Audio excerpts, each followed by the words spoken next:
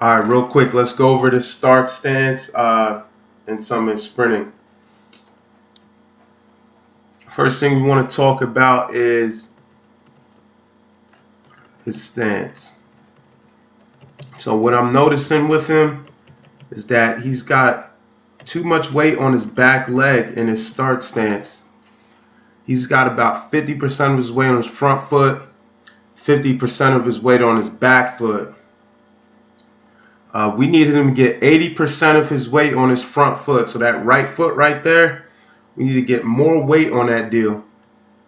So he's going to move forward. Check it out. He ends up in the correct position, but I want him to be in that position from the start. This is the position right here I want him to be in. So check this out. This shin angle is going forward. He's got 80% of his weight on his front foot. His heel is off the floor, as opposed to this right here, where he's starting like that. So what's happening is he's starting here and then he's rocking forward, and whoever's timing him is going to go off first movement. So if his first movement is a rock forward, the clock already started and he hasn't gone anywhere. That's about a tenth or two right there. Alright, so the clock hasn't started, and the clock started and he hasn't gone anywhere. One thing I do like is that his right foot doesn't move, he doesn't fall step, so that's pretty good. But one thing I don't like is that his eyes right now are looking forward. You can see his eyes are looking forward. I want his eyes more towards the floor to prevent him from popping up. So as you can see, the first thing he did was come straight up. Alright. Boom. So right now I can see his chest. It's completely exposed. His eyes are looking forward. I want his eyes towards the ground right now so he can come out low. Alright, his arms are back. That's pretty good. Punch hard. I think he understands the technique, but there's little things he just has to fix. Boom. Alright, so now real quick, I'm going to show you something real quick, just to show you what I'm talking about, where he needs to come out. These people here I'm going to show you are elite athletes, but the mechanics are all the same no matter what level athlete you are. Just want to go back to the start stance here of this guy. So this guy's coming out of a 3-point stance, but I just want, which is a little different than what Danny was doing, but I just want you to see that his shin angle is forward, his eyes are down when he's coming out of his stance. Okay, look, his eyes are still down, eyes are still down, eyes are still down. Okay, so that's gonna help you come out low. Good. So now let's look at something else here.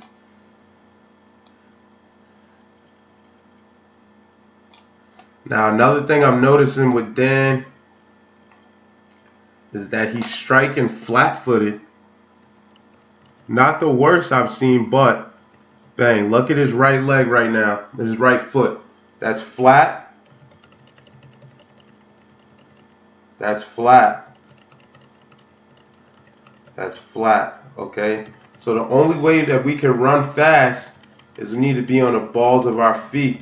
The first thing that needs to strike the ground needs to be the ball of our foot, and our heel should never touch throughout the movement, right? This is something that you can't see with the naked eye, so it's good that we slowed this video down and he came in for that Saturday session. Alright, so that's all flat right now. We need to be on the balls of our foot, and we need to be able to it's important to be on the ball of your foot so you can push down and back into the track. When you push down and back into the track, your body will be shot forward as opposed to straight up and down. You can see right now he's only, let's go back, he's only about 9.5 yards down the track and he's completely upright. The logo on his shirt is completely exposed to the pad in front of him. So he's completely upright now. He's completely upright right now, and he's only 9.5 yards down the track.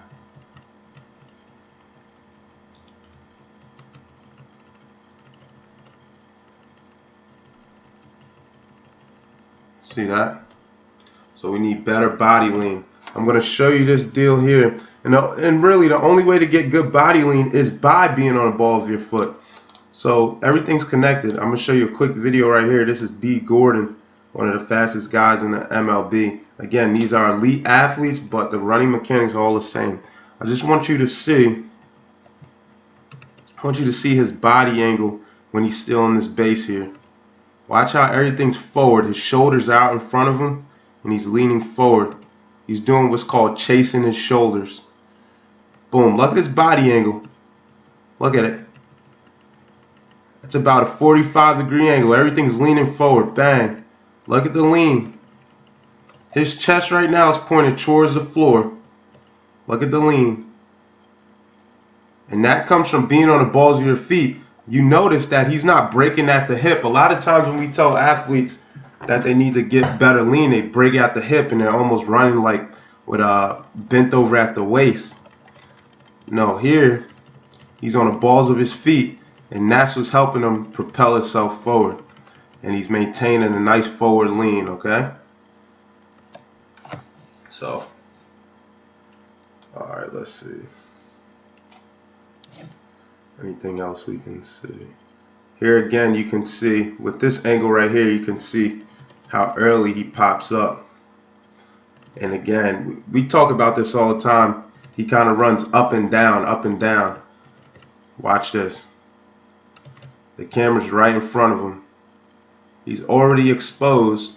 His chest is already exposed to the camera, and he's only about 10 yards, and he's only about 6 yards down the track. And his chest is already completely exposed to the camera. I believe he, here's one more thing, I believe he understands the arm action, but I think sometimes his arm action is too up and down. Let's make this bigger. I believe sometimes his arm action is too up and down, and that's forcing him to kind of run up and down as well. But again, it all comes back to being on the balls of your feet, because when you're on the balls of your feet, you can get better angles. Here's one more video. Let me see. Just so I can show you the importance of pushing off the ball of your feet. Again, elite athletes, all the same, doesn't matter. Make this a little bigger. Okay, check it out. Let's first look at this guy right here in the middle with the red and blue shoes on. Watch the first thing that hits the ground. Ball of his foot. His heel never touches. Now let's watch this guy over here to the right of the guy in the blue and red shoes, and they're all black. Watch. Ball of his foot. Heel never touches. Watch the white guy here in the middle. Let's see. Does his heel touch? No, it does not. He pushes. Again, look at it. When you're on the ball of your foot, you can get those angles. But when you're flat foot, it's real hard to get those angles. Okay? We're not track stars, but again, all of the principles are the same. Look at how when he pushes off the ball of his foot, look where his body's going. Everything's forward. Look at this guy in the middle. I believe that's Tyson Gay, one of the best in the world.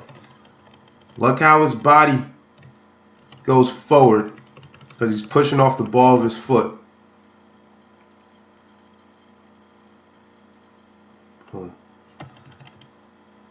Alright. So let's get a quick recap.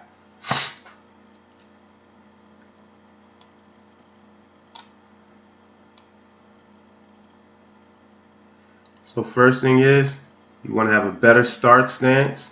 Okay? Better start stance, so you want to be in this position right here at the start, not rocking into it.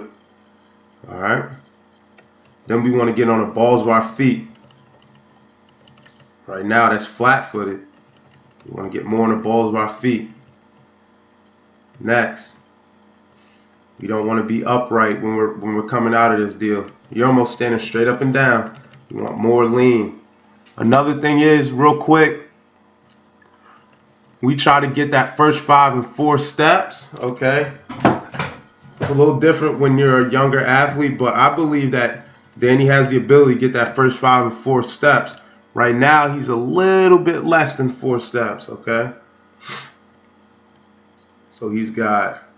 Let's count them out. He's got 1, 2, 3, 4. Okay. Now here's another, real quick. Sorry, this video is getting long, but I'm trying to help the kid out. This is kind of stuff that keeps me up at night. Dude, okay, watch out. So his first 5 was 4 steps, give or take, but his second 5 was also 4 steps. That can't be the case.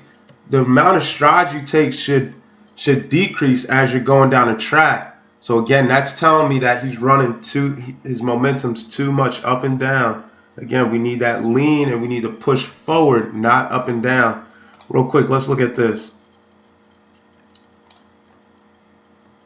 Let's count how many steps it took him to get the first 5.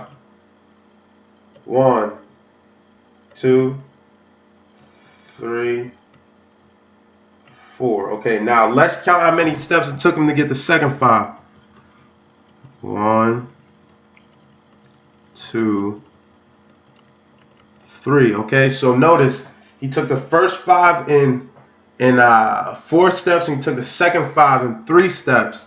So that should be our goal. Our stride length needs the amount of strides we take need to decrease as we're going down the track and as we're picking up speed. Let's count, just for example purposes, let's count how many steps it took him to get that third 5. 1, 2, 2.5. Okay, so as you can see, he took the first 5 in 4 steps. He took the second 5 in 3 steps, and he took the third 5 in 2.5. All right, so again, we got to get on the balls of our feet. We got to get those shoulders more out in front of us. There's a term called chase the shoulders that may register with you, and we'll continue to hammer this away. Eventually, I'm telling you, this stuff will click. Still kind of a young athlete. This stuff will click. All right. So if you have any questions, just send me a quick email back, and we'll just continue to work with him. Hopefully, after this group that he's with, he'll continue to come, because there's a few things I would like to add in that's kind of tough to add in during that group session with all those other athletes. I think he was doing great when he was coming in with his brother. So maybe if he can come in, even if his brother doesn't come, if he can come into those kind of older class times with the older athletes, I think will help him tremendously.